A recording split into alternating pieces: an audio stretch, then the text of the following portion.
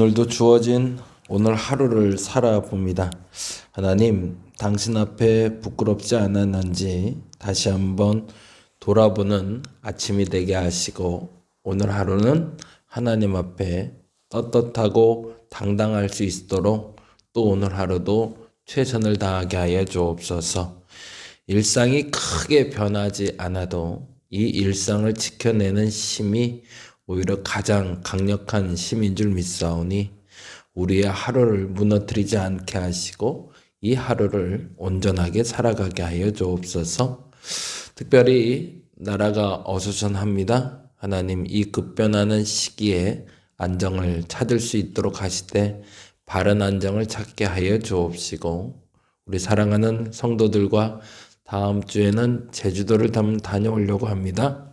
금요일, 토요일, 주일로 이어지는 2박 3일의 여정 속에 주님이 함께 하시사 안전하게 하시고 행복하게 하시고 좋은 추억 있게 하시고, 무엇보다도 서로가 서로에게 상처 주고 서운하지 않고 행복하고 감사하게 하여 주시옵소서. 감사합니다. 고마우신 예수님 이름으로 기도드립니다. 아멘, 아멘. 자, 오늘은 마가복음 7장에서 12장 보는 날이고요. 마가복음 7장에서 12장이고 함께 볼 본문은 마가복음 12장 41에서 44절까지. 마가복음 7장부터 12장 내용 중에 12장 41에서 44까지 봅니다.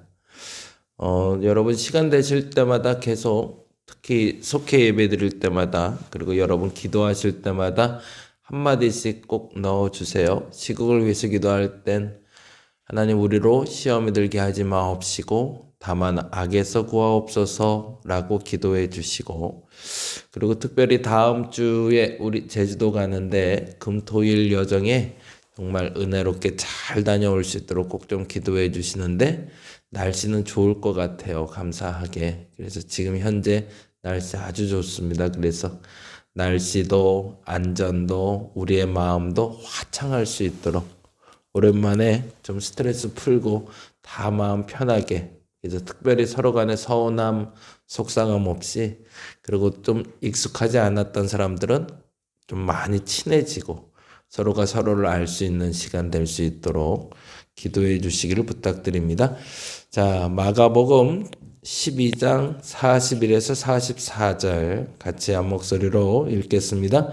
예수께서 헌금함을 대하여 앉으사 무리가 어떻게 헌금함에 돈 넣는가를 보실세, 여러 부자는 많이 넣는데 한 가난한 과부는 와서 2렙돈 곧 한 고드란트를 넣는지라. 예수께서 제자들을 불러다가 이르시되, 내가 진실로 너희에게 이르노니 이 가난한 과부는 헌금함에 넣는 모든 사람보다 많이 넣었도다. 그들은 다 풍족한 중에 넣었거니와 이 과부는 그 가난한 중에서 자기의 모든 소유 곧 생활비 전부를 넣었느니라 하시니라. 아멘, 아멘.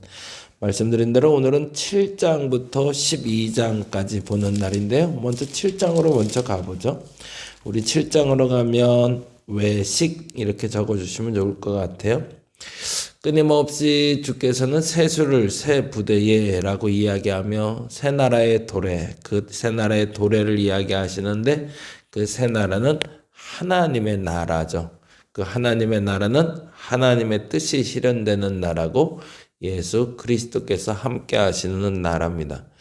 완벽한 에덴이란 존재하지 않죠. 에덴에도 아담과 하와 그리고 악이 공존했던 것처럼 어찌 보면 우리가 사는 세상에 악은 아예 사라지진 않을 겁니다. 근데 중요한 건 그 악에 대한 대처 방안이 무엇이냐인 거죠. 앞서 우리 시국을 위한 기도에서 말한 것처럼 우리가 선하고 그리고 악한 것을 선택하는 데 있어서 그것 때문에 시험에 들지 않도록 하는 것이 첫째고요. 그래서 우리가 선택한 것, 내가 여기에 있어야 되는가? 내가 지금 일상을 지켜야 되는가? 내가 지금 건강을 지켜야 되는가? 어떤 정치 노선에 서야 되는가? 이 다양한 질문 속에 심도 깊게 기도하고 결정한 나의 선택에 내가 시험 들지 않게, 그리고 정부 지도자들이나 교회 지도자들의 선택과 그 결과가 내게 시험거리가 되지 않게 해달라고 기도하는 게 첫째. 그 기도가 멈추지 않는 한 하나님은 여러분을 시험에서 건져 주실 겁니다. 저는 그렇게 믿습니다. 그리고 다만 악에서 구하옵소서라고 여러분 기도해 주세요. 그럼에도 불구하고 우리의 선택적인 믿음은 바른 선택을 100% 할 수 없기 때문에, 그래서 그때는 절대적인 하나님 움직여 주셔야 되는데 그 하나님 움직이셔서 우리로 다만 악에서 구해달라고, 더 정확히 표현은 악이 우리를 지배하지 않게 해달라고. 그래서 아담과 하와가 악에게 지고 본인이 선택한 것들을 잘못 선택했다고 인정하는 순간 그들은 에덴에서 쫓겨났는데, 에덴에서 쫓겨나는 건 악에게 진 건 아니었죠. 주께서 악을 이기시고 그리고 그 악에서 벗어나게 하신 것이 에덴 동산에서 나오는 장면이 되죠. 그리고 나서 하나님은 또 다른 당신의 나라를 만드시는데 그 나라는 광야 가운데서도 함께 하시는 하나님이었습니다. 그리고 지금도 동일하게 예수 그리스도께서 이 땅에 오셨던 것처럼 성령이 우리를 지배하시며 우리로 말미암아 시험에 들지 않고 악에서 구원하실 수 있도록 움직이고 계시죠. 그러한 가운데 악한 것들을 만들어내는 사람들, 악이 지배하게끔 만드는 사람들, 우리를 시험 들게 하는 사람들에 대한 이야기를 예로 든 것이 바로 7장이 됩니다. 그래서 외식하는 사람들, 그 바리새인과 서기관들로 지칭되는, 그리고 유대인의 장로들, 그들에 대한 이야기를 하며 형식적인 믿음만 남아있고 내면의 믿음이 사라진 사람들에 대한 경고를 이야기하시며, 형식적인 믿음이 아니라 내면의 온전한 믿음을 가진 수로보니게 여인을 등장시켜서 그 장로들과 얼마나 다른 믿음을 가지고 있는지를 우리에게 알려주고 있는 것이 바로 7장의 이야기가 됩니다. 그래서 7장 1절에서 23절까지가 악한 것들에 대한 이야기로 정리하면서 23절에 이렇게 표현하고 계시죠. 이 모든 악한 것이 다 속에서 나와서 사람을 더럽게 하느니라. 그래서 내면을 깨끗이 하라 라는 이야기고요. 그리고 24절부터 수로보니게 여인이 등장하는데, 수로보니게 여인의 믿음의 고백을 통해서 우린 이 얘기를 듣게 되죠. 29절, 23절이죠. 볼까요? 29, 30절.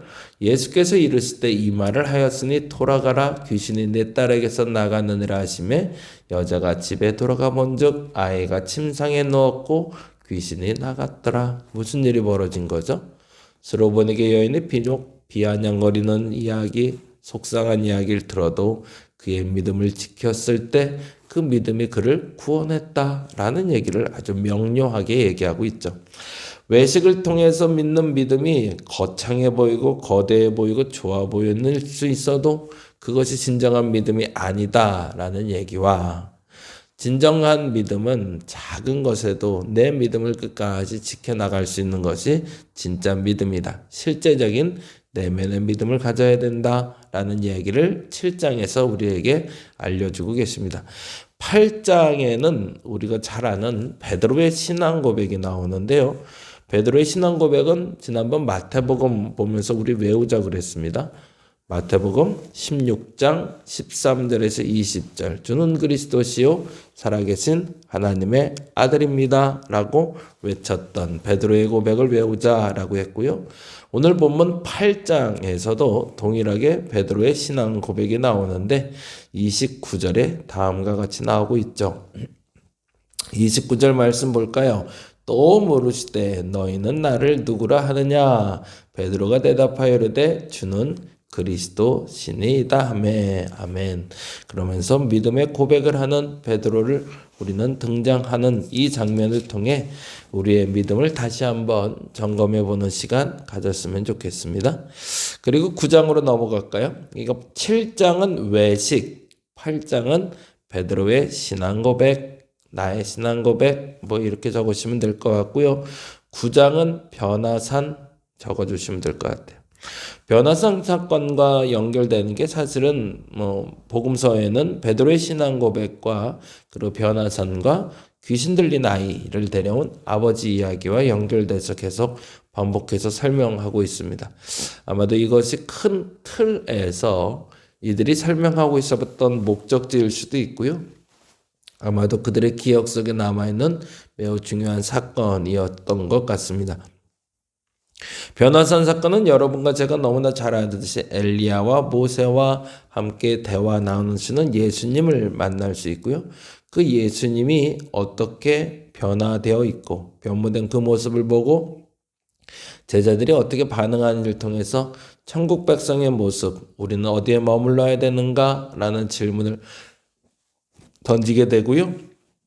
그리고 나서 그 변화산에서 머물다가 내려오신 예수님이 귀신 들린 아이를 고치는 장면을 통해 믿음의 고백에 대한 이야기를 듣게 되죠. 그래서 9장은 변화산이라고 적어주시면 좋을 것 같고요. 10장은 우리가 너무나 잘 아는 두 가지의 사건을 기록하면서 천국 백성이 누군지를 얘기합니다. 천국 백성이라고 적어놓으시면 좋겠고요. 어린아이를 데려오는 것을 나무라지 아니하시고 칭찬하시며 어린아이는 하나님의 나라의 주인공이다 라는 이야기를 통해서 천국 백성이 어떤 사람인지 얘기해 주시고 그것과 연결돼서 젊은 부자 청년 재물이 많으나 그 재물로 인해서 근심하고 돌아갔던 청년의 이야기를 우리에게 전해주며 천국 백성은 어떤 사람들인지를 우리에게 알려줍니다. 그래서 10장은 천국 백성 이렇게 해놓으시고 어린아이의 믿음 그리고 청년의 믿음을 통해서 나의 믿음은 어떤 믿음으로 천국 백성으로 살아가는가, 무엇을 포기하고 무엇을 따르고 있는가 한번 점검해 보시면 좋을 것 같습니다. 그리고 나서 35절부터 시작되는 야고보와 요한이 구하는 것을 보면서 다시 한번 점검해 보시면 좋겠다라는 생각이 드네요. 11장은 예루살렘 입성에 대해서 이야기합니다. 나귀 타고 오신 예수님, 예루살렘 입성, 그리고 성전 정화로 이어지는 사건을 기록하고 있는데요. 예루살렘 입성 이렇게 해놓으시면 좋을 것 같습니다. 그래서 주께서 나귀 타고 예루살렘에 오신 이유는 티쿠 타고 오신 예수님이라고 말씀드렸었죠. 그러면서 어떤 이야기를 하고 있었던 거죠? 성경의 말씀대로 이루시는 예수님에 대해서 이야기하고 있습니다. 그리고 성전 정화 사건은 우리가 너무나 잘 아는 대로 만민이 기도하는 집이다. 강도의 소굴로 만들었도다 라는 이야기 우리가 기억할 수 있죠. 그리고 12장은 정체성에 대한 이야기를 하고 있습니다. 예수 믿는 사람들은 어떤 사람들인가? 그 이야기를 12장이 얘기하는데 첫 번째는 포도원 농부의 비유를 통해서 포도원 주인이 어떤 행위를 하는지 그리고 그 농부들이 어떻게 행동하는지를 통해 예수께서 어떠한 죽임을 당하고 그리고 우리는 어떻게 예수를 대하고 있는지에 대해서 이야기하고 있다면 가이사의 것은 가이사에게 하나님의 것은 하나님에게 라고 얘기하며 세상 앞에 우리는 어떻게 판단하고 결정해야 되는지를 이야기하고 그리고 더 큰 계명에 대한 이야기를 통해서 우리의 마음과 뜻과 정성을 다해서 하나님을 사랑하고 내 이웃을 사랑할 수 있어야 된다라는 이야기를 우리에게 주시며 진정한 천국 백성은 포도원 주인에게 대들고 그의 아들을 죽인 포도원 농부들 같이 행동하지 않고 예수를 영접해야 되며 세상과 격리되어 살지 않고 세상과 함께 공존하되 무엇보다도 하나님을 사랑하고 이웃을 사랑해야 된다라는 이야기를 우리에게 말해주고 있습니다. 그리고 그리스도는 다윗의 자손이다라는 이야기를 통해서 살짝 비켜갈 수 있었던 유대인의 구원자 메시아 그 말씀에 어긋나지 않는 분이 예수다라는 이야기를 하고 있고요. 그리고 마지막에 41절부터 44절까지 정체성의 매우 중요한 부분을 얘기하는데 우리는 하나님께 무엇을 드리고 있는가? 어떤 마음으로 나의 것을 드리고 있는가에 따라서 그의 정체성을 우리는 볼 수 있다라는 이야기를 해주고 계십니다. 그래서 특별히 과부의 두 렙돈 이야기를 통해서 그가 풍요한 중에 넣지 않고 가난한 중에서도 자기 소유의 모든 것을 하나님께 드릴 줄 알았던 사람이다라는 표현을 통해 우리는 천국 백성으로 나의 모든 소유가 하나님의 것이다 라고 인정할 수 있는 사람이 되어야 한다라고 말할 수 있는 거죠. 우리는 하나님께 무엇을 얼마나 드리고 있는가 중요한데 앞서 기도할 때 말씀드린 것처럼 오늘은 그 기도 멈추지 않았으면 좋겠어요. 첫째는 시국을 위해서 우리로 시험에 들게 하지 마옵시고 다만 악에서 구하옵소서라는 이야기 꼭 기도했으면 좋겠고요. 그리고 또 하나 너무 중요한 기도인데요. 우리의 일상이 무너지지 않게 하소서. 우리의 일상을 전부를 하나님께 온전히 드리며 살아가되 내가 지금 해야 될 그 일을 잘 감당하게 해달라고 그렇게 기도하는 저와 여러분 되시기를 간절히 바랍니다. 기도하겠습니다. 하나님, 우리로 시험에 들게 하지 마옵시고 다만 악에서 구하옵소서. 하나님, 다시 한번 구합니다. 우리로 시험에 들게 하지 마옵시고 다만 악에서 구하여 주시옵소서. 하나님, 또한 간절히 원하옵기는 우리 제주도 갑니다. 안전하게 잘 다녀오게 해주시고 서로 간에 많이 더 알아가게 하시고 혹여 그간에 서운했던 것도 풀어지는 시간 되게 하시고 서로 말로 상처 주고 행동으로 상처 주는 일 없기 서로 간에 위로하고 힘이 되는 시간 되게 하여 주시옵소서. 그리고 하나님, 무엇보다도 우리의 일상을 주 앞에 온전히 드리며 전부를 하나님께 드릴 때 하나님 그 일상이 건강하게 회복되게 하시고 지속되게 하여 주시옵소서. 감사합니다. 고마우신 예수님 이름으로 기도드립니다. 다 같이 기도하고 돌아갑니다.